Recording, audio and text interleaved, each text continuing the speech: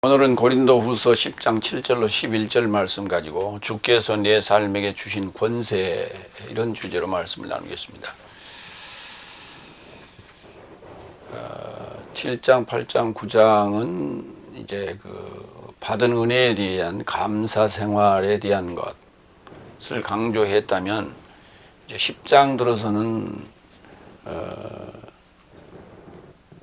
말씀에 대하여 또 자신에 대하여, 바울로서 자신에 대하여 바른 생각을 가지고 있지 않는 그런 자들에게 보내는 어떤 경고의 메시지다, 이렇게 이해를 하시면 되겠습니다. 그래서 이제 권세적 차원에서 오늘 이제 지적하고 있는 부분이다, 이렇게 지금 보겠습니다. 그러니까 파울로스가 지금 은혜고 평화고, 파울로스와 그의 사도들, 형제들이 결국은 파라클레토스, 보혜사적 차원이다라는 얘기를 이미 드렸습니다. 첫 번째, 고린도후서 10장 7절. 네 삶은 얼굴을 적시하여 보는 경향이 있으나 동일한 소유다. 얼굴을 본다, 이걸 이제 외모를 본다, 이런 식으로 이제 했는데, 외모라는 게 이제 의역이에요. 외모라는 것은 얼굴도 있고 뒤통수도 있고 옷차림도 있고 몸매도 있고 여러 가지가 있죠. 그걸 종합해서 외모라고 하는 거예요. 이제 얼굴을 본다, 얼굴을 근데 좇아서 본다라고 하는 거예요. 그 얼굴이라는 단어 앞에 카타라는 전치사가 붙었어요. 이 카타라는 전치사가 붙는 경우는 그렇게 많지는 않습니다. 그래서 얼굴을 목적격으로 쓰이거나 얼굴 안에 또는 얼굴에 이르고자 얼굴을 대면하여, 이런 식으로 전치사가 쓰이기도 합니다만, 이 카타라는 전치사가 쓰인 것은 참 이례적인데 몇 군데 좀 살펴보도록 합니다. 그래서 네 삶은 얼굴을 좇아서 본다라고 하는 그 얼굴이라는 개념 자체가 뭐냐면 이런 거예요. 이제 얼굴이라고 일반적으로 우리가 얘기도 하고, 그 다음에 외모라 이렇게 번역하기도 하고, 그 다음에 이제 우리가 아련한다라고 하는 그런 아련, 볼 알자에 볼 견자에 볼 현자로 이게 쓰기도 했어요. 견자입니다. 그래서 알현 이렇게 하는데, 우리가 일반적으로 이제 우리나라 사극에는 그런 표현이 잘 안 나옵니다만, 그런데 중국 드라마에 보면은 아무개의 얼굴을 배웁니다, 마마의 얼굴을 배웁니다, 이런 드라마 대화가 많이 나와요. 얼굴을 이렇게 와서 본다라고 하는 것 자체가 인사적 차원이에요. 그러니까 이제 우리나라 말로 하면 아련한다, 이렇게 용안을, 임금님의 용안을 아련합니다, 이런 차원이죠. 그래서 얼굴을 본다라고 하는 것은 좋은 측면에서 이렇게 야, 너 얼굴 한번 보자, 우리가 이런 얘기 하잖아요. 하도 이제 소식이 뜸할 때 이렇게 그때 만났거나 아니면 전화를 통화할 때, 야, 얼굴 한번 보자, 얼굴 잊어버리겠다, 이런 말을 우리가 쓰죠.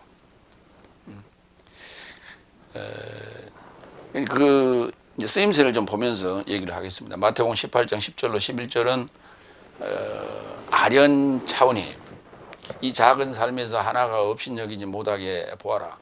왜냐하면 모든 것으로 인하여 하늘 삶 안에서 저 삶의 사자 삶이 하늘 삶 안에 계신 내 아버지의 얼굴을 본다는 것을 나는 네 삶에게 말한다. 이게 이제 내 아버지의 얼굴을 아련하는 그런 차원이죠. 왜냐하면 사람의 아들은 파멸한 자를 구원하러 왔기 때문이다. 그러니까 이 구원이라고 하는, 인자가 사역하는 이 구원 사역이라는 것이 하늘과의 교통이에요. 그러니까 하늘에서 내려온 자가 인자, 그리고 나타난 자가 인자, 하늘 삶으로 나타난 자가 인자다. 인자가 인자의 사역의 어떤 보고사항을 사자 삶이 아버지에게 아련하는 그런 관계를 지금 설명하고 있는 것이다. 그러니까 예수님께서 오셔서 사역하는데 그것이 하늘 삶의 실체예요. 하늘 나라의 실체가 예수님이에요. 그 예수님이 지금 나타났단 말이에요. 어디 나타났어요? 내 안에 나타났어요. 내 안에서 내 안에 나타났다는 얘기는 무슨 말이냐면 진리의 말씀을 듣고 이해하기 시작했다는 거예요. 내가 보혜사를 통해서 전해지는 그 메시지를 듣고 이해하기 시작했다는 것이 예수님이 탄생했다는 얘기예요. 그러면 예수님을 통해서 하늘 삶 안에 계신 아버지에게 그게 그 보고가 되는 거예요. 그럼 사자라는 게 그걸 가지고 나르는 거죠. 그래서 그 어떤 교감, 교신 차원의 그러니까 이게 구조가 복잡한 거예요. 단순히 그냥 여러분들이 설교를 들을 때 귀로만 듣는다 생각하는 게 아니라 귀로 들어가지만 내 몸 안에서는 하늘과 땅이 있는데 귀로 들어갔다는 얘기는 지금 몸 안에 땅에 퍼졌다는 얘기예요. 땅에서 퍼졌다. 여러분이 들었다는 얘기예요. 그것이 하늘에 상달이 돼야 돼요. 하늘에 상달돼야 돼요. 그게 사자 삶을 통해서 하늘의 아버지에게 전달하는 거예요. 그래서 얼굴을 배우는 그런 차원을 이해를 하셔야 된다. 그러니까 복잡한 구조예요. 그게 하나님 말씀을 이해한다는 것이 그렇게 간단하게 세상적 지혜로 가지고 그런 IQ적 차원으로 이해하는 그런 게 아니에요. 그다음에 누가복음 2장 29절로 32절을 볼까요? 주인이시여 평화 안에서 당신의 해설을 조차 이제 당신의 종을 풀어 주십니다. 이는 내 눈삶이 당신의 구원을 알아보았습니다. 내 눈삶이 당신의 구원을 알아보았습니다. 당신이 구원을 백성 모두의 얼굴을 조차, 여기 카타를 썼어요. 얼굴을 조차 열국 삶의 계시에 이르는 빛과 당신의 이스라엘 백성의 영광으로 예비하셨다. 이제 하나님의 구원을 본 환상을 통해서 본 자의 고백이죠. 그러니까 당신의 구원을 백성 모두의 얼굴을 조차 보는 거예요. 근데 내려다보는 거예요. 이게 그러면 내려다본다는 차원이 이런 거예요. 우리 감시 카메라 같은 거 있잖아요. 딱 위에서 이렇게 사람이 움직이면 따라가잖아요. 카메라가 감시 카메라가 이렇게. 그래서 그 사람의 모든 일거수일투족을 다 감시하고 있는 그런 차원이 지금 이게 카타라는 썼다는 것이. 사도행전 25장 16절도 볼까요? 나는 저 삶을 향하여 고소당한 자가 고소자 삶 얼굴을 조차 변호의 기회를 갖기 전이나 혐의에 관하여 받기 전에 어떤 사람을 멸망에 이르고자 선물하는 관습이 로마인에게는 없다고 답변하였다. 고소당한 자가 피고인이 고소자 삶의 얼굴을 조차 변호를 하는 거예요. 그러니까 그것도 이제 어떻게 보면 내려다보고 있는데, 그러니까 그 자세가 고소자 원고는 앉아 있고 피고는 지금 이 변호인석에 서서 변호를 하는 거예요. 이게 변호를 하는 거예요. 그러니까 그 내려다보고 지금 하는 그런 차원이에요. 그다음에 고린도후서 10장 1절도 볼까요? 그래서 나 바울로서는 친히 그리스도스의 온유와 관용으로 네 삶을 위로한다. 네 삶 안에서 참으로 겸손한 얼굴을 조차 떨어져 있어도 네 삶에 이르고자 자신만만하다. 지난 시간에 나왔던 구절이 네 삶 안에서 참으로 겸손한 얼굴을 조차 이렇게 보는 거예요. 그러니까 뭔가를 지적하거나 이렇게 꼭 찍어서 또는 아직 그 감시 카메라에 잡혔다 그런 얘기예요. 잡혔다 그런 차원이에요. 그러니까 얼굴을 좇아서 카타프로소폰이라고 하는 단어인데 감시망을 피할 수 없듯이 꼭 찍어서 누군가를 적시하여 언급할 때 사용하는 독특한 어법이에요. 그러니까 우리 말로는 그냥 얼굴을 좇아 이렇게 번역을 했지만 이게 상황을 설명해서 얼굴이라는 단어 앞에 카타가 붙을 때는 누군가를 적시해서 감시하는 차원, 뭔가를 이렇게 적시하는 차원, 그러니까 피고인이 원고를 또는 원고가 피고를 이렇게 적시해서 언급할 때 이 카타를 쓴다 하는 것을 기억해 줘야 돼요. 이 전치사가 앞에 어떻게 붙냐에 따라서 그 상황이, 전치사는 뭐냐면 이런 거예요.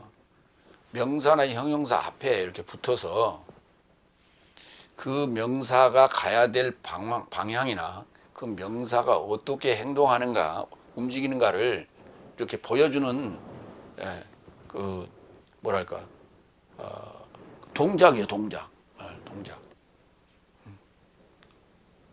하늘을 우리가 우러러 볼 때 이렇게 보잖아요. 이렇게 하늘을 쳐다볼 때. 그럼 그때는 뭘 쓰냐면 안화를 써요. 안화. 이렇게. 근데 뭔가를 이렇게 뚫어지라고 이렇게 들여다보잖아요.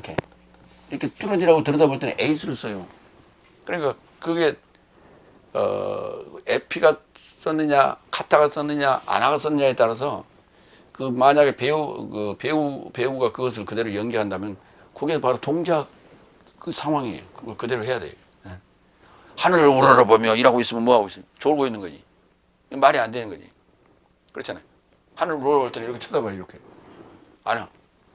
카타를 쓰면 안 돼. 그때는. 그런 거예요. 그만큼 중요한 거예요. 누군가 스스로 그리스도의 소유라고 확신한 것이거든 그같이 내 삶도 그리스도의 소유임을 그 자신으로부터 다시 계산하라.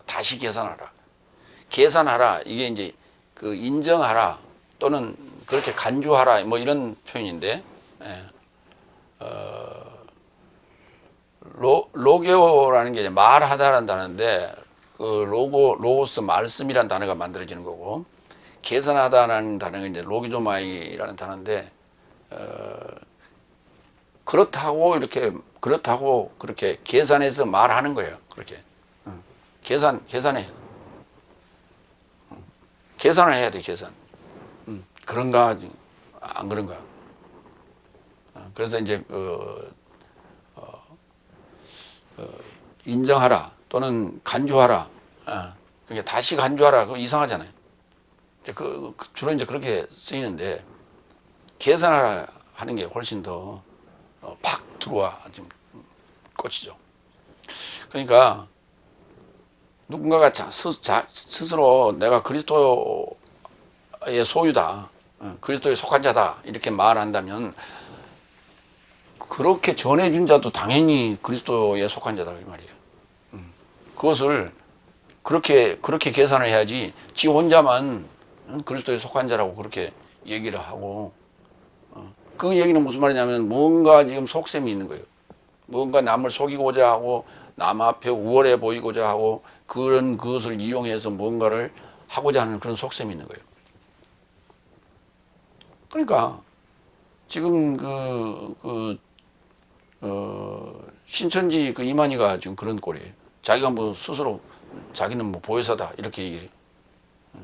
그 자기는 보혜사면 그 밑에 있는 그 지금 한 20만 명 되는 그 성도들은 뭐예요? 그 졸개들이요? 그러니까 그게 성경적이지 않다는 거예요. 자기가 보혜사면 그것을 받고 이해했다면 그 사람도 보혜사인 거예요. 그렇게 말을 토해내면 그 보혜사가 되는 거예요. 결국은 보혜사라는 게 뭐예요? 위로자예요. 위로한다는 게 뭐예요? 그냥 야, 너 참 수고했다. 어떻게 이렇게 힘들고 어렵냐? 그게 우리가 위로를 그렇게만 생각하는데 그게 아니에요. 구원을 받을 수 있는 메시지, 그러한 그 말씀을 전해주는 것이 그게 진정한 위로단 말이에요. 진정한 위로예요. 고린도전서 3장 9절을 한번 볼까요? 왜냐하면 내 삶은 하나님의 동역자 삶이요, 네 삶은 하나님의 밭이요 하나님의 건축물이다. 그러니까 내 삶은 하나님의 동역자고 네 삶은 밭인데, 우리는 전하는 자고 너희는 받는 자인데, 근데 하나님의 건축물이라고. 네 삶이 하나님의 건축물이에요. 내가 지금 여러분들을 지금 세우고 있다는 말이에요. 여러분들을 세우고 있다. 뭘로? 하나님의 나라로 세우고 있는 거예요. 하나님의 나라로 세우고 있는 거예요. 그러니까 그 전하는 자와 받는 자가 서로 다르지 않다. 전하는 자도 그리스도에 속한 자고 받는 자도 그리스도에 속한 자다. 그런 얘기예요. 갈라디아서 1장 7절로 12절로 볼까요?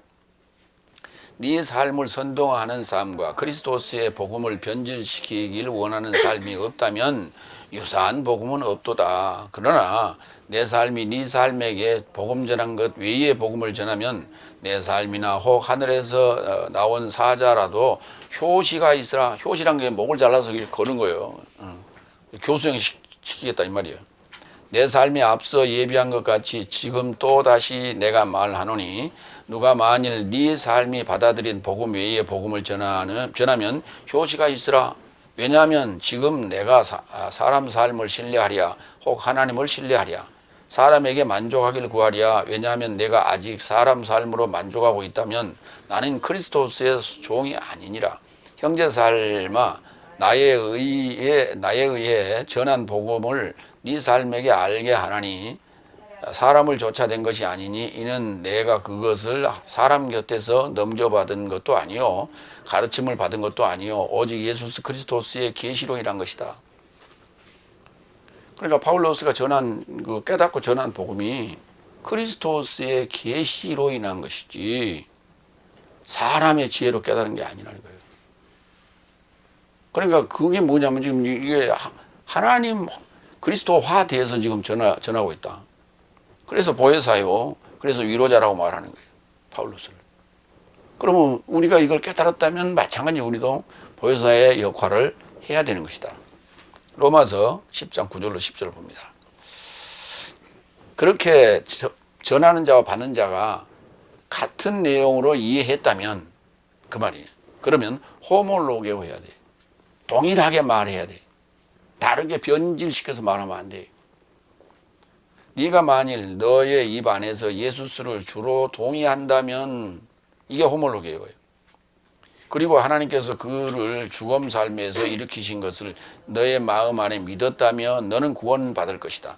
왜냐하면 의에 이르고자 마음으로 믿어지고 구원에 이르고자 입으로 동의된다. 반드시 입으로 호몰로게오를 해야 돼. 호모, 동일하다. 동성, 동일, 같은. 로고스, 말을 하는 거예요. 로게오, 말하는 거예요. 같은 말을 해야 돼. 그러니까 주님 하나님의 의도에 맞는 말을 해야 돼. 빗나가는 얘기를 하면 안 돼. 예수님의 말씀에 빗나간 얘기를 하면 안 돼. 파울로스의 말씀에 빗나간 얘기를 하면 안 돼. 근데 여기 구원에 이르고자 입으로 동의된다. 동의된다라고 하는 이 단어가 그냥 일반적으로 우리 말로 그냥 동의합니다. 동의합니다. 무슨 안건을 처리할 때 그렇게 하기로 하겠습니다. 이게 동의거든요. 사실은 같은 말을 하는 거예요. 그러니까 우리말에는 이게 없어요. 아무리 찾아봐도 쓰임새가 없어. 사전에. 동언이거든. 동언. 뭐 요새 말 그런 말 하죠. 검언유착 이런 말 할 때. 검사와 검찰과 그다음에 언론이 이렇게 유착이 됐다. 그런 얘기. 이건 지금 동언이라니까. 같은 말이라니까. 같은 말을 해. 똑같은 말을 해야 돼. 근데 똑같은 말을 해야 되는데 구원에 이르고자 에이스예요. 구원에 이르고자 에이스. 오늘 아까 그 얼굴을 쫓아서 본다. 이거 카타예요. 이런 거 빼버리고 말하면 그게 같은 말이 아니에요. 지가 지 마음대로 각색해서 편집해서 말하고 있는 거지. 지금 우리 개혁 성경상으로 얘기를 하고 있다면 전부 다 편집본이에요. 다 각색 새로 한 거예요. 그러니까 제대로 동일하게 말하고 있는 게 아니에요. 같이 말하고 있는 게 아니에요. 근데 무슨 구원이 있다고? 그냥 우리말로 그냥 시인하다 이렇게 번역해놨거든. 시인하는 게 아니에요. 그러니까 우리말로 옮기지 못하 이렇게 직역으로 옮기지 못할 것들이 많이 있어요. 그래서 이런 건 설명해주고 아하 그 단어가 나올 때는 한글로도 말하고 헬라어로도 말을 해줘야 돼. 그래야 아하 이게 호몰로게오였지. 호몰로게오는 같이 똑같이 말하는 거야. 똑같이 말하는 게 뭐냐? 스테레오 같은 거예요. 스테레오 같은 거. 우리가 왜 울릴 때 스테레오로 울려 나오잖아요. 그리고 양쪽에 이렇게 리시버를 꽂았을 때 양쪽이 같이 들리는 그걸 스테레오라고 그러잖아요. 그런 개념이에요. 그러니까 내 안에 누군가가 있어서 그분하고 내하고 똑같이 같이 말을 하고 있는 거예요. 그게 호몰로기인 거예요. 근데 그런 개념은 전혀 없이 그냥 시인하는 거예요. 지금 예수를 시인하지 않는 그런 교인 누가 있어요? 기독교인들은 다 시인합니다. 그런 식으로 성경을 봐서는 안 된다니까. 시인은 했어. 그러나 호몰로경은 아니에요. 그게. 두 번째로 갑니다. 고린도후서 10장 8절로 9절. 내 삶에게 주신 권세. 세 번째 8절. 왜냐하면 내 삶의 권세에 관하여 뭔가를 내가 더욱 넘치게 자랑했다면 주께서 네 삶의 끌어내림에 이르지 않고 건축에 이르고자 내 삶에게 주셨으니 나는 부끄러워하지 않을 것이다. 내가 지금 받은 권세가 뭐냐? 뭐 누군가를 이렇게 끌어내려. 왜 우리 감나무에 올려놓고 이렇게 바지끄레기 잡아 당기는 그런 형국이죠. 그러면 지가 무슨 수로 거기서 버티고 있어요. 그냥 견디다 못하면 툭 떨어지지. 그러니까 그렇게 끌어내리는 방법도 있고 장대로 그냥 이렇게 그냥 집어 쑤셔서 견디다 못해서 그냥 툭 떨어지는 경우도 있고 어쨌든 간에 그렇게 올라가는 놈을 끌어내리는 그런 차원 그런 게 아니고 뭔가 세워주는 거예요. 뭔가 건축하는 거예요. 건축한다는 게 뭐예요? 벽돌을 한 켜, 두 켜 이렇게 차차 쌓아서 그럼 지붕을 올리고 이렇게 또 안에 내장을 하고 그렇게 해서 아주 조심조심 열심히 그렇게 쌓아가는 게 그 건축하는 거 아니에요? 그 집을 짓듯이 사람도 그렇게 다시 새롭게 건축하는 거예요. 그래서 건축하는 그 목수의 권세를 가졌다. 예수님 아버지 요셉을 목수라고 그러잖아요. 목수적 개념이 아니라 엔지니어적 차원이에요. 뭔가를 이렇게 기술자, 테크놀로지, 기술자. 그러니까 그 기술이 뭐냐? 사람을 만들어내는 기술이에요. 인자를 만들어내는 기술이에요. 여기도 지금 이 건축한다는 얘기 이제 바울로스는 그것을 건축한다는 단어로 이렇게 썼죠. 그렇게 설명을 했어요. 오이코도메. 그러면 건설하는 단어는 엑수시아. 뭔가 내놓는 거예요. 계시록 2장 26절로 28절 한번 볼까요? 그리고 이기는 자와 내 일 삶을 완성하기까지 지키는 자는 열국 삶에 접하는 권세를 그에게 줄 것이다. 여기 보세요. 열국 삶에 접하는 권세를 준다고요. 열국 삶과 이렇게 만나는 거 에피하는 그런 권세를 그에게 줄 것이니 그랬어요. 27절. 그도 철 지팡이 안에서 질그릇 삶이 부서지듯이 저 삶을 목양할 것이요. 철 지팡이를 들고가 아니라니까. 철 지팡이 안에서예요. 그러니까 이기는 자와 내 일을 완성하기 위하여 지키는 자는 열국 삶을 접촉을 하는데 그때 그가 가지는 권세는 철지팡이 안에 있는 거예요. 철지팡이 안에 있다는 말은 무슨 말이에요? 그가 말하는 메시지가 철지팡이도 두드러기 치는 그런 느낌을 받는단 말이에요. 상대가. 그런 권세라고. 그런데 무슨 생각할 때 철지팡이를 들고 막 부시는 그런 자꾸 생각을 한단 말이에요. 그게 아니라니까. 철지팡이 안에서 그러면 철지팡이가 되는 거예요. 철지팡이가 되는 거예요. 그가. 그 다음에 그래서 질그릇을 부서지듯이 저 삶을 목양할 것이요. 질그릇을 부숴버리면서 뭔 그 목양이 돼. 그렇게 혼쭐을 내면서 목양을 한다 그 말이에요. 홀로 지혜로운 내 삶의 구주 하나님에게 영광과 장엄함과 권력과 권세가 이 모든 현세 전과 이제와 모든 내세 삶에 이루고자 계신다. 장엄함과 영광과 장엄함과 권력과 권세가 현세 전, 그 다음에 이제, 그 다음에 모든 내세 삶에 이르기까지 계신다고. 어디에? 그게 아닌데. 계시록 22장 28절을 읽어야 돼.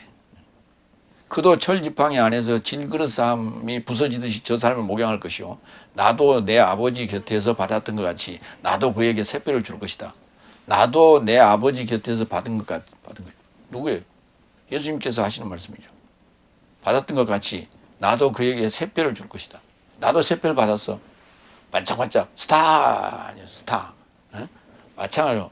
그러니까 이기는 자와 내 주님의 일을 완성하는 위하여 지키는 자는 하늘의 별같이 이렇게 떠오르는, 새별처럼 떠오르는 그런 스타란 말이에요. 스타.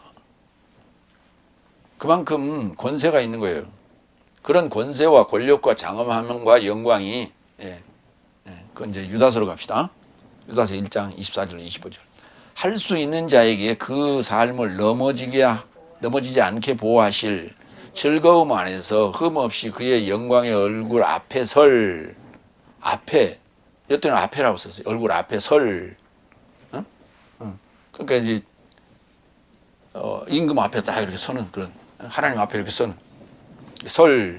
홀로 지혜로운 내 삶의 구주 하나님에게 영광과 장엄함과 권력과 권세가 모든 현세 전과 이제와 모든 내세 삶에 이루고자 계신다. 그 얼굴이, 그 영광의 얼굴이 바로 이런 차원이란 말이에요. 즐거움 안에서 흠없이 그의 영광의 얼굴 앞에 서는데, 그분은 말이에요. 영광의 얼굴은 홀로 지혜로운 내 삶의 구주 하나님에게 영광과 장엄함과 권력과 권세가 있고 그 앞에 서는 자에게도 마찬가지로 모든 현세 전과 이제와 모든 내세 삶에 이루고자 계시는 거예요. 그러니까 얼굴 앞에 이렇게 갔다는 것 자체가, 하나님의 영안을 우리가 뵌다는 그 자체가, 죄인은 갈 수가 없어요. 죄인은 볼 수가 없어요. 그리고 봤다는 그 자체가, 앞에 섰다는 그 자체가 하나님의 영광도 장엄함도 권력도 권세도 이게 내가 누리고 받는 거예요. 그게. 그러니까 갔다는 자체가 그런 거예요. 그러니까 그 중국 영화를 볼 때마다 누구의 얼굴을 배웁니다 이렇게 하는 것 자체가, 우리도 지금 그러잖아요. 뭐 대통령 얼굴 한번 보고 왔다고 그 대단한 어떤 실세처럼 행동하잖아요. 그런 거예요. 그래서 거기에 그 뭐 대통령 취임식에 참석했다, 그것만 가지고도 큰 어떤 뭔가 위세를 떨칠 수 있고, 또 그 청와대에 근무했다 또는 대통령실에 근무했다라는 그것만 가지고도 큰 경력이 된다는 거예요. 그게. 그러니까 하나님 얼굴을 봤다는 것 자체가 그게 우리에게는 엄청난 일이라는 거예요. 왜? 죄인은 갈 수가 없어요. 어떻게 거기를 갑니까? 그래서 의인이 아니면은 하나님 아버지 얼굴을 뵐 수가 없어요. 갈라디아서 6장 14절도 봅니다. 그러나 나에겐 내 삶의 주 예수 그리스도스의 십자가 안에서가 아니라면 자랑할 것이 없기를 원했으니 그로 인하여 세상이 나와 십자가에 못 박게 되었고 나도 세상과 십자가에 못 박게 되었다. 십자가 안에서가 아니라면 자랑할 것이 없기를 원하는데, 그 십자가 안에서라는 말이 무슨 말이냐? 십자가에 못 박히는 거예요. 십자가 안에서란 얘기는, 십자가 안에 어디로, 그 안에 무슨 그 공간이 있어 그 안으로 들어갑니까? 십자가 무슨 이렇게 통으로 돼 있어요. 너무 커가지고 이렇게 합판으로 만들어갖고 안에 사람이 몇 사람 들어갈 수 있도록 만들어 놓은 그렇다는 얘기 아니란 말이에요. 십자가와 하나 되는 거예요. 십자가 안에 있다는 거예요. 십자가와 하나 되는 거예요. 그 엔전치사를 쓰는데 그 엔전치사가 n이 되면 그게 하나라는 뜻이에요.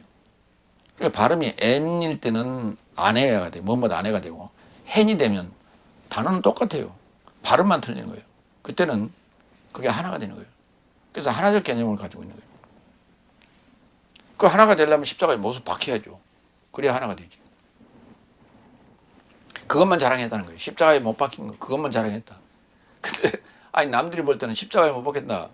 예수 그리스도의 사람들은 그리스도와 함께 십자가에 못 박혔다. 혈과 육을 육체 아파의 정과 욕심을 십자가에 못 박았다. 또는 갈라디아 2장 19절 20절 내가 그리스도와 함께 십자가에 못 박혔나니 이렇게 바울로스가 지금 얘기를 했단 말이죠. 그러니까 그걸 보고 사람들은 뭐라 해? 아이고야 그 십자가에 못 박혔으면 죽었네. 응? 그 무슨 자랑거리야 그게. 그렇죠. 세상의 차원으로 볼 때는 세상의 눈으로 볼 때는 그런 미련한 짓이 없지. 그 십자가에 못 박힌다는 자체가 그게 미련한 거예요. 그러나 바울로스가 얘기하는 십자가에 못 박힘이라고 하는 것은 육체를 못 박아버리는 거예요. 정과 욕심도 못 박아버리는 거예요.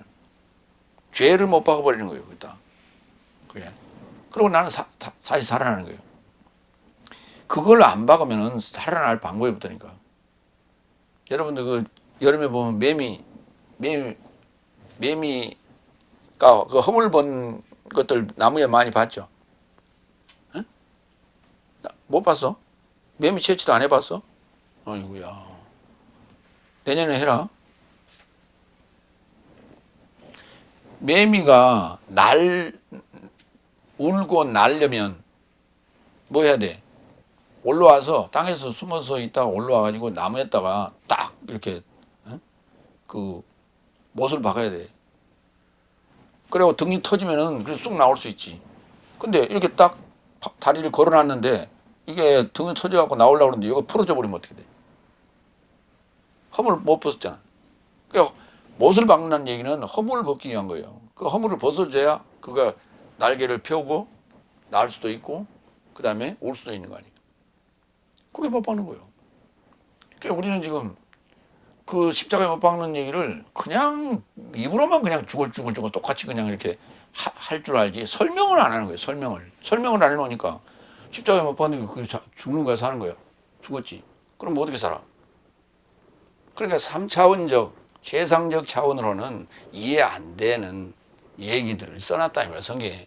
근데 그것을 설명하고 깨달음이 없이 설명할 수 없으면 그건 무슨 놈 성경 말씀이요. 그러니까 그게 호모로기가 아니라니까. 그게.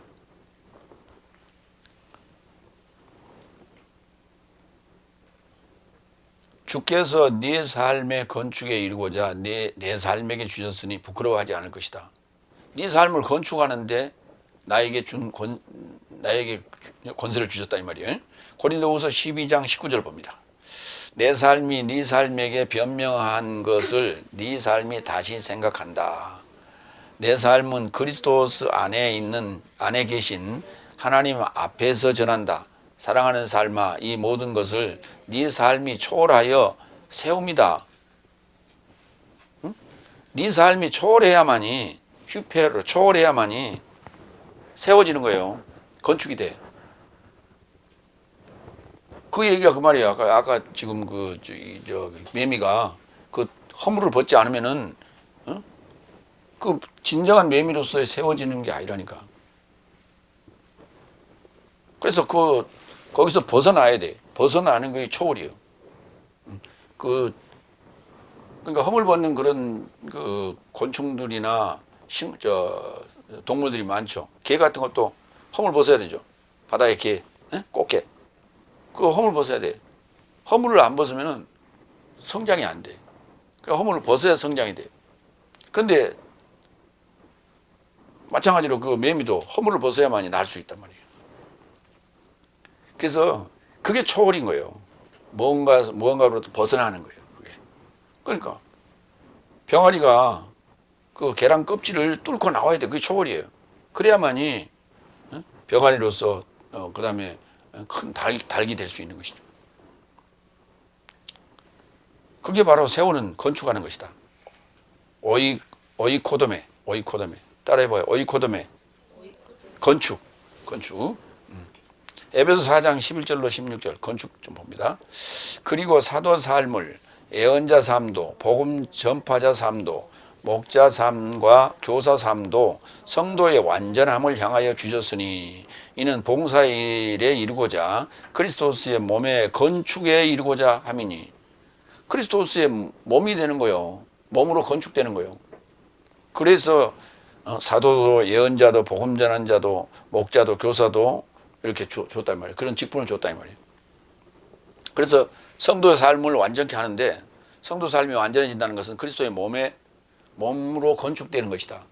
그리스도의 몸으로 건축이 되는 것이다.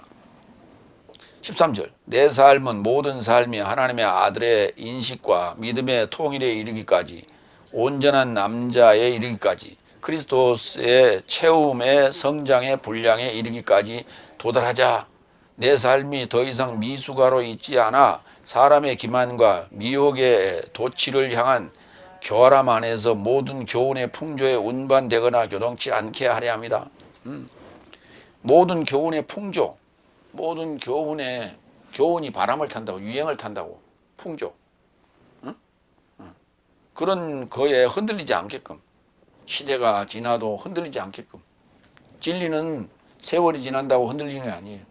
진리는 바람이 분다고, 유행이 분다고 그걸 따라가는 게 아니에요. 그게 그래서 굳건하게 그 자리를 지키는 거예요. 그건 뭐냐? 그리스도스의 채움, 그리스도스로 내 안에 채우는 거예요. 그래서 성장하는 거예요. 그걸 건축이라 한다. 14절 내 삶이 더 이상 미숙아로 있지 않아 사람의 기만과 미혹의 도치를 향한 교활함 안에서 모든 교훈의 풍조에 운반되거나 요동치 않게 하려 함이니 내 삶이 사랑 안에서 참되어서 모든 삶을 그에게 이루고자 잘할지라. 그는 머리이신 그리스도스예요. 그러니까 나는 그리스도스의 몸이 되고 그는 나의 머리가 되는 거예요. 그러면 몸을 움직이는 건, 운전하는 건 머리잖아요. 머리가 나를 움직이잖아요. 손도 움직이고 발도 움직이고 입도 움직이잖아요. 그래서 내가 그리스도화 되는 거라니까. 그리스도로 건축되는 거라니까. 그리스도로 세워지는 거예요. 그렇게. 16절 그에게서 모은 몸이 각각 한 분깃의 분량 안에서 활력을 조차 공급하는 모든 마디로 인하여 공정되고 상합되어 사랑 안에서 자신의 건축에 이르고자 몸의 성장을 향한다. 그리스도로 성장한다 그런 얘기예요. 그런 권세를 지금 파울로스가 지금 받았다고 지금 얘기하는 거예요. 그러니까 이 파울로스가 받은 권세는 내 말 안 들으면 너 다 죽어. 내 말 안 들으면 너희 그 멸망할 거야. 네 가족이 다 몰살될 거야. 이런 그런 권세가 아니고 영적인 어떤 그 권세를 받았다고 하는 자들이 늘상 대비했는 소리가 그런 얘기들이. 내 말 안 들으면 너 잘 되는 거 봐라. 얼마 못 가서 너 멸망할 거야. 망할 거야. 이런 얘기를 한단 말이지. 그러니까 어쩌면 그 말도 틀린 말은 아니에요. 왜? 세워지지 않고 건축되어지지 않으면, 그리스도스로 건축되어지지 않으면 멸망하는 거랑 똑같은 거예요. 응? 아무리 떵떵거리고 잘 살아도 그건 멸망하는 거예요. 구원 없잖아. 구원 못 받으면 멸망이. 그렇잖아요. 거지같이 살아도 구원 받았으면 이 세상을 떠날 때 우리는 어디가? 아버지 나라에 들어가는 거지.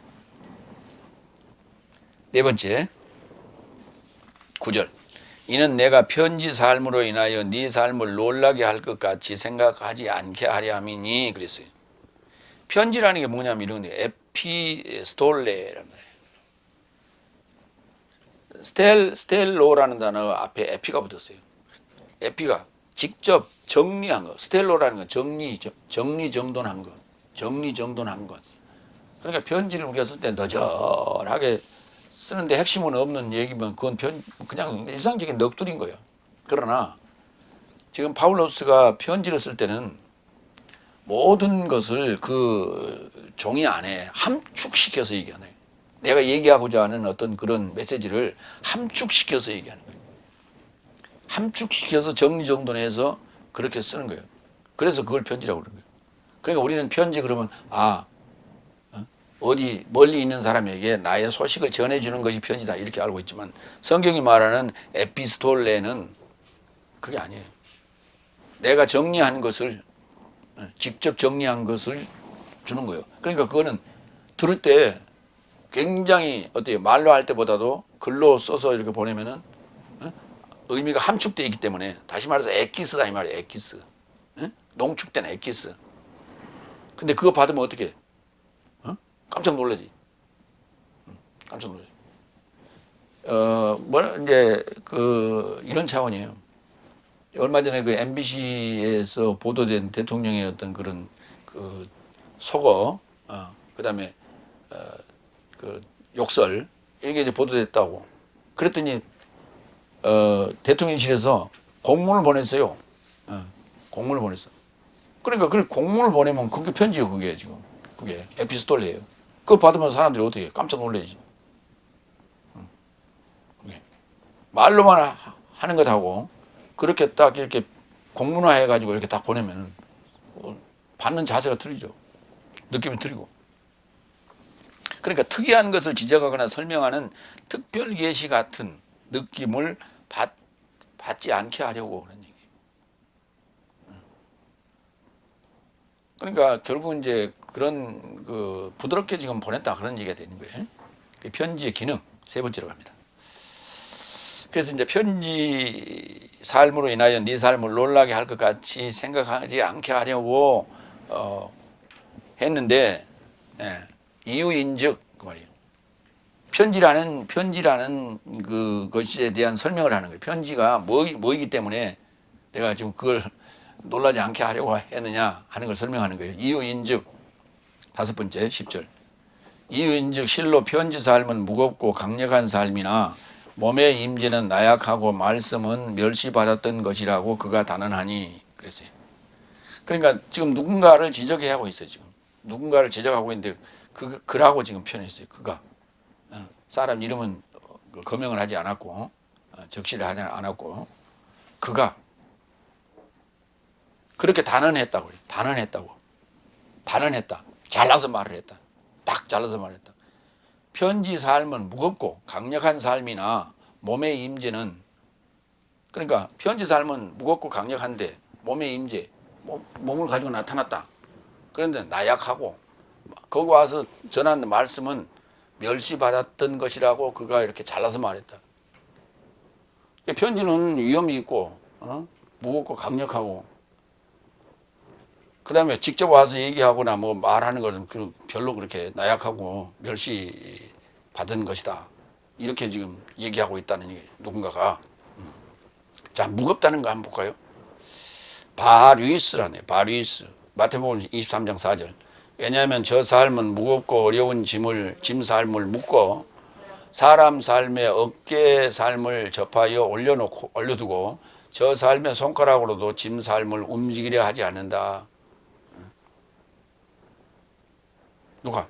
서기관 바리새인들이. 그러니까 자기는 그냥 더 몸만 가지고 이렇게 뒷짐지고 다니고 나머지 전부 뒤치다거리 무거운 것을 감당하고 또 돈 내고 뭐 하는 건 다 지금 성도들에게 시켰다는 얘기 아니에요. 그 다음에 계시록 19장 6절. 그리고 많은 무리의 음성 같고 많은 물살의 음성 같고 강력한 천둥 같은 것을 내가 들었는데 말하되 할렐루야 이는 전능하신 하나님 내 삶의 주가 통치하셨다. 누구의 음성을 들었어? 강력한 천둥 같은 그런 음성을 들었어. 인자의 음성이 그렇다고. 하나님의 말씀을 전하는 자의 음성이 그렇다고. 강력하다고. 아까 우리가 공문 보낸 거 그런 느낌이. 그 다음에 그의 임재, 몸의 임재는 나약하다 그랬는데 그 몸의 임재란 단어가 파루시아예요. 가까이 이렇게 있는 거예요. 가까이 곁에 있는 거예요. 곁에 있는 거예요. 곁에 있으면 훨씬 더 부담되죠. 근데 그때는 곁에 있을 때는 그렇게 부담되지 않았다는 얘기예요. 그러니까 바울로스의 그 외모가 그렇게 위험을 주는 그런 외모가 아니었다는 얘기예요. 그러니까 아까 처음에 뭐라 했어요? 내 삶은 얼굴을 따라서 좇아서 본다 그랬잖아요. 좇아서 본다는 얘기가 내려본다는 얘기예요. 내려본다. 이렇게. 아래로 본다. 이런 얘기예요. 내려본다. 아래로 본다. 이렇게. 무시해서 본다. 그런 차원이에요. 그러니까 바울로스가 편지를 이렇게 보낼 때는 어우, 그 대단한 능력의 소유자다. 그런데 직접 와서 이렇게 보니까 참 별로 권위가 이렇게 느껴지지 않고 이렇게 뭔가 그렇게 위대해 보이질 않더란 말이에요. 사람은 그렇게 아니라 외모로 이제 판단하는 거지, 무시하는 거지. 그래서 나약해 보이더라. 그러니까 파울로스가 그렇게 건장하거나 뭔가 상대에게 위협을 주거나 아니면 참 멋있다. 뭐 이렇게 지금 볼 수 없는 외모를 가졌다. 이렇게 우리가 추정해 가는 거예요.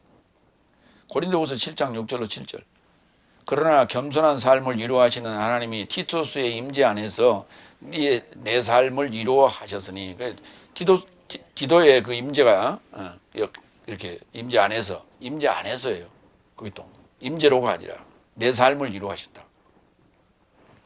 그의 임재 안에서뿐 아니라 오히려 그의 위로 안에서 네 삶에게 위로받았으니 나의 초월하는 네 삶의 사모함과 네 삶의 애국함과 네 삶의 열심을 내 삶에게 통보한 것 같이 나를 더욱 기쁘게 한 것이다.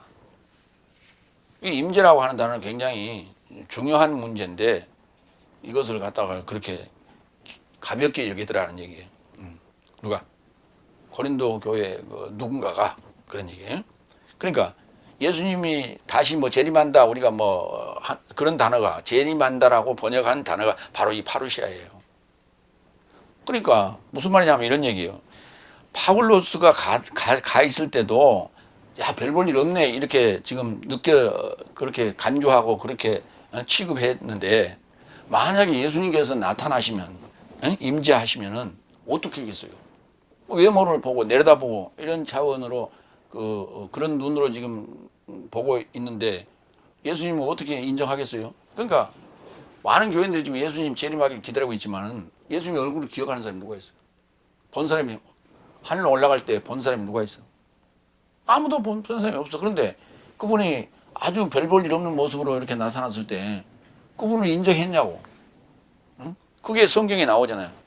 유대인들이, 서기관 바리새인들이 예수님을 아주 말씀을 들을 때는 권세 있어 보여. 그런데 실제 모습을 보니까 별로 별 볼 일 없거든. 그러니까 빌라도는 뭐라 그랬어요? 내가 살릴 수 있어. 내가 아주 대단한 사람이야. 그러니까 나한테 제대로 얘기해봐. 그렇잖아요.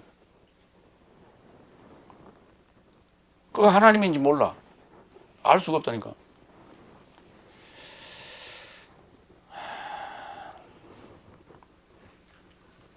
고린도전서 1장 27절도 볼까요? 오히려 하나님께서는 지혜로운 삶을 부끄럽게 하시려고 세상의 미련한 삶을 선택하셨으며 강한 삶을 부끄럽게 하시려고 세상의 나약한 삶을 선택하셨다. 이게 지금 고린도전서도 파울로스가 쓴 거 아니에요. 본인이 지금 얘기를 하고 있는 거예요. 본인이 별로 그렇게 당당하고 그런 모습이 아니라니까. 그런 모습이 아니에요. 그러니까 구약에 나타나는 사울왕을 보세요. 사울왕은 아주 아주 우리나라에 보면 그 인기 배우 같은, 유명한 인기 배우 같은 그런 존재였다고 설명하고 있단 말이에요. 준수한 자다 이렇게 설명했어요. 근데 파울로스가 그 전에 이름이 뭐였어요? 사울이었잖아요. 그러니까 파울로스로 이름을 바꿨는데 파울로스 이름을 바꾸는 순간 외모는 결국은 아주 그 전에는 아주 장대했는데 그것이 그 외모가 갑자기 아주 쪼그라드는 게 그럴 수는 없지. 그럴 수는 없는데 지금 그렇게 표현하고 있는 거예요. 내가 육체 아파하여 정과의 욕심을 십자가에 못 박았다는 얘기 자체가 뭐냐면 사울왕과 같은 그러한 외적인 준수함은 사라졌다. 서령이 있다 하더라도 그건 사라진 것이다. 이런 얘기예요. 그래서 그 외모 보지 말라. 내용물을 봐라. 내 입에서 나오는 그 메시지의 내용물을 봐라. 지금 이렇게 얘기하고 있는 거예요. 그는 말씀은 멸시를 받았던 것이다. 그러니까 파울로스가 말하는 것이 뭐냐면 십자가의 말씀이거든. 호로스투스타우로 십자가에 못 박힌 말씀. 그러니까 결국은 파울로스가 전한 메시지의 핵심은 십자가의 말씀이에요. 십자가의 도라고 번역이 되죠. 고린도전서 1장 18절에. 읽어볼까요? 로고스예요. 왜냐하면 십자가의 말씀은 멸망하는 삶에게는 미련함이나 구원받는 내 삶에게는 하나님의 능력이라니까. 아니 십자가에 못 박혔는데 그게 능력이라고 얘기하는데 그게 그러니까 말씀이 그걸 멸시할 수밖에, 미련하다고 말할 수밖에. 왜? 내적인 영적 깊은 이해가 안 된 사람 입장에서는 십자가에 못 박혀 죽으라니까, 그러면 다시 살 수 있다고 그러니까 그게 미련해 보이고 멸시할 수밖에 없는 그런 차원이라는 거예요. 그런 메시지를 우리에게 전했다고 말이에요. 그런데 우리가 뭔가 잘못하고 있는 것을 지적하고 그것을 설명하는 그런 그 편지는 아주 강력하고 힘이 있었다, 이렇게 보는 거예요. 멸시받았다는 게 뭐냐? 사도행전 4장 11절. 이분은 네 삶의 건축자 삶에 의하여 멸시받은 돌이라니까. 모퉁이의 머리에 이루고자 된 분이라. 멸시받은 돌이 모퉁이 돌이 되었다고. 예수님께서 십자가에 죽으시고 부활하셨는데 그 유대인들에게 멸시받은 그 예수님이 나라는 그리스도스라는 집을 짓는 그런 건축하는데 모퉁이 돌이 됐다, 주춧돌이 됐단 말이에요. 주춧돌이 됐다고. 그러니까 구원의 핵심은 십자가에 못 박히는 거예요. 근데 요즘 가르치기를 뭐 로마서 10장 9절 가가지고 뭐 시인만 하면 된다. 입으로 시인만 하면 돼. 그 시인이라는 단어가 아니라니까, 호몰로기오라니까. 십자가에 못 박혀야만이 호몰로기를 할 수 있는 거예요. 같이 말할 수 있는 거예요.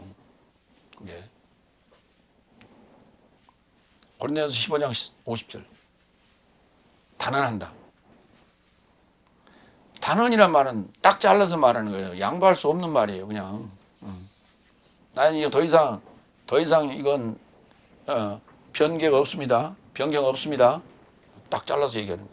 그걸 우리가 단언한다 그래요. 고린도전서 15장 50절. 형제 살며 내가 이것을 단언한다. 혈과의 육체는 하나님 나라를 상속함이 불가능하다. 그렇죠. 이건 단정하는 거예요. 썩은 것은 불멸을 상속하지도 못한다. 단정해서 말하는 거예요. 칼로 자르서 딱. 여섯 번째 11절에 넘어갑니다.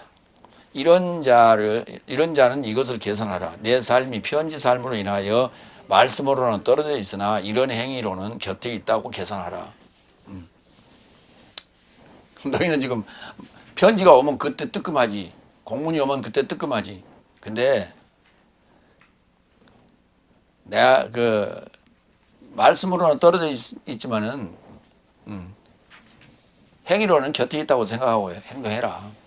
그러니까 무슨 말이냐면 내가 볼 때는 행동하고 내가 안 볼 때는 행동 안 하는 그런 이중생활 하지 말고, 내가 보거나 안 보거나 내가 편지로 보낸 것이라 할지라도, 그리고 내가 직접 전했던 그런 말씀이라 하더라도 그걸 실천하려고 노력해라, 이런 얘기예요.